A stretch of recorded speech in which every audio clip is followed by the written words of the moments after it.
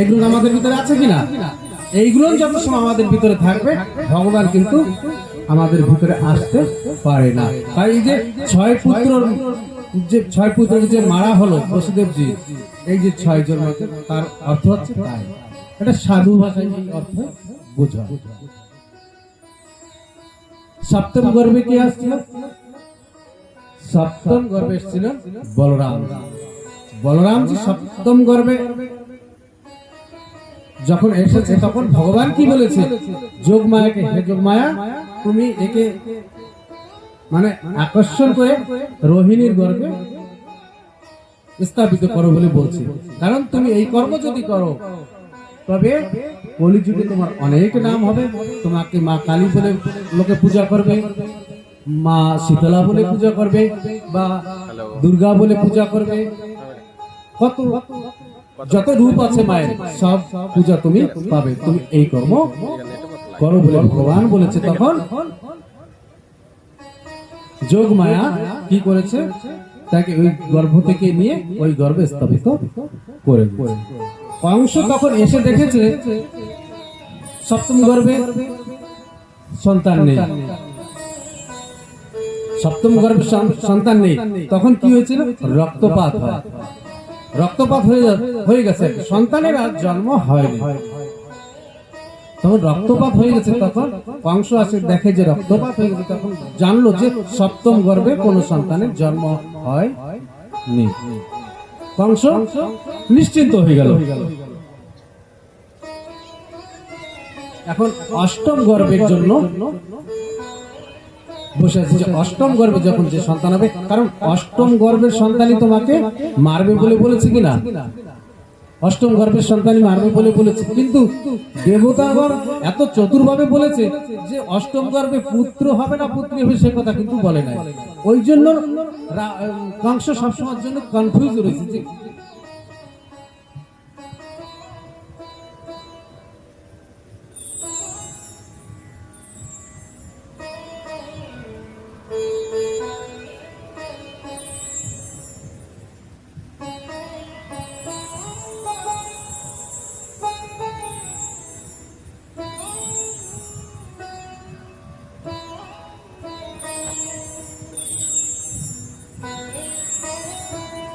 অষ্টম গর্ভের জন্য যখন অপেক্ষায় আছে, যখন প্রথম সন্তানকে মেরে ফেলে,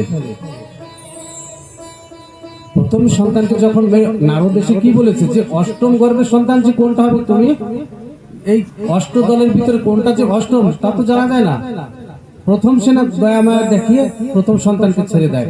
কিন্তু যখন নারদজি ওই মানে পদ্ম ফুলটাকে যখন দেখায় তখন যে কোনটাই অষ্টম সন্তান সেটা কিন্তু কনফিউজ হয়ে যায়। কে? কংস। তখন বলছে না, এই দয়া দেখালে হবে না, এর এই সন্তানকে আমি মেরে ফেলি। তখন ওই সন্তানকে নিয়ে এসে তাকে তার বাবার সামনে তাকে মানে পাঁচড়ি মারে, এবং তার যত সৈন্যগণ ছিল তাদের মানে আদেশ দিয়েছে যে এই বসুদেব এবং দৈবিকীকে কারাগারে বন্দী করো। কেন কারাগারে বন্দী করতে বলছে?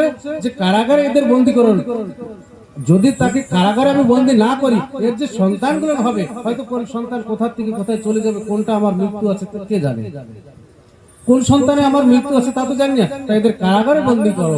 কারাগারে এমন ভাবে বন্দী করেছে, শুধু বন্দী নয়, তাদের কি করেছে? পায়ে শিকল দিয়ে বেঁধে রেখেছে, হাতে শিকল, মাজায় শিকল, সব জায়গায় শিকল দিয়ে বেঁধে রাখছে। মানে এদের অত্যাচার করছে এবং 7টা তালা দিয়ে রেখেছে। সব দাঁড়ে দাঁড়ে এক একজন করে দাঁড়িয়ে রেখে দিয়েছে, মানে যাতে কেউ ওর ভিতরে প্রবেশ করতে না পারে বা ভিতর থেকে কেউ যেন বাইরে বেরোতে না পারে। এবং কংস কি করেছে? তার পিতাকে, উগ্রসেনকে, নিজের পিতাকে তার সৈন্যদের বলছে যাও আমার পিতাকেও তোমরা বন্দী করে রাখো। তখন সৈন্যগণ বলছে না, কারণ রাজা কিনা রাজাকে বন্দি করার জন্য তো ভয় পাবে, বলছে না আমরা এই কর্ম করতে পারবো না।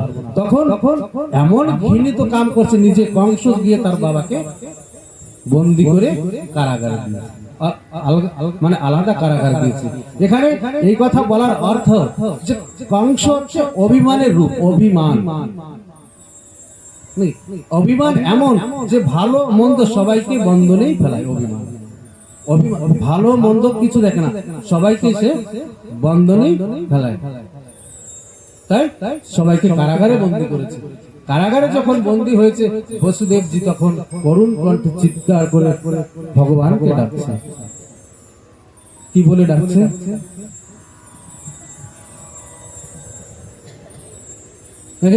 ভগবানকে আমরা কখন ডাকি? যখন আমাদের কালকে সে কথা বলছিলাম কিনা,